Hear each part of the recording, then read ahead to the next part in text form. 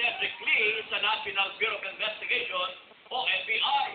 Napagalaman po ng ABS-CBN News na naging proyekto ni Cedric Lee at kasosyo niyang si Tyrone Ong ang computerization ng ahensya noong panahon ni Direktor Magtanggol Gatdula.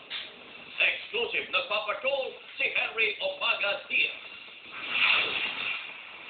Marami ang nagtaka noon ng palitan ng NBI ang kontratista na may hawak sa computerization ng NBI clearance system. Ang grupo ni Tyrone Ong at Cedric Lee ang nakakuha ng kontrata. 2 taong din ginawagan ng grupo ni Tyrone Ong na kasosyo sa negosyo ni Cedric Lee ang computerization sa NBI clearance. Marami din ang naging problema noon, kaya tayo na rin kay Director Esmeralda, ito na rin ang naging dahilan sa takang pagpatay sa kanya noon. Pebrero 2012, nang ambushin sa Maynila si Deputy Director Reynaldo Esmeralda. Himala siyang nakaligtas. Sa investigasyon ng NBI, sabit si Tyrone Ong. Around 20 computers pa lang ang na-deliver nila sa NBI. And then, here comes Tyrone Ong.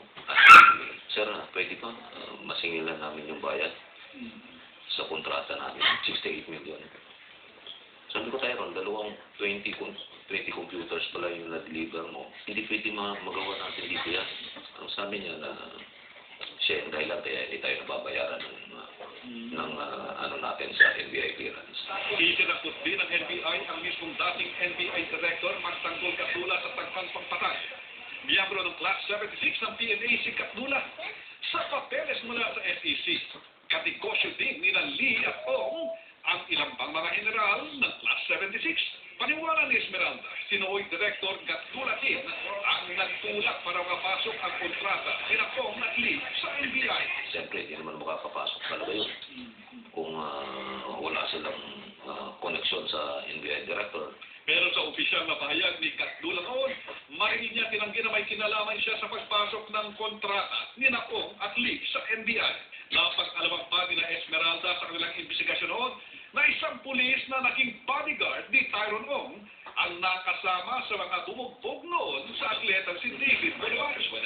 May mga bodyguard daw sina Lee at Ong noon na mga pulis din tulad niya. There was even an admission by Sergeant Villanueva na kasama siya doon yung binugbog nila si David Bolivar sa Great Mills. Kasama sila na Cedric Lee at saka si Tyrone. Yun nga lang, hindi na rin nagdemanda si Bonivar at ayaw na rin magkomento ngayon sa pinakabagong kontrobersya na kinasasangkutan ni Lee. Henry Omaga Diaz, Patrol ng Pilipino.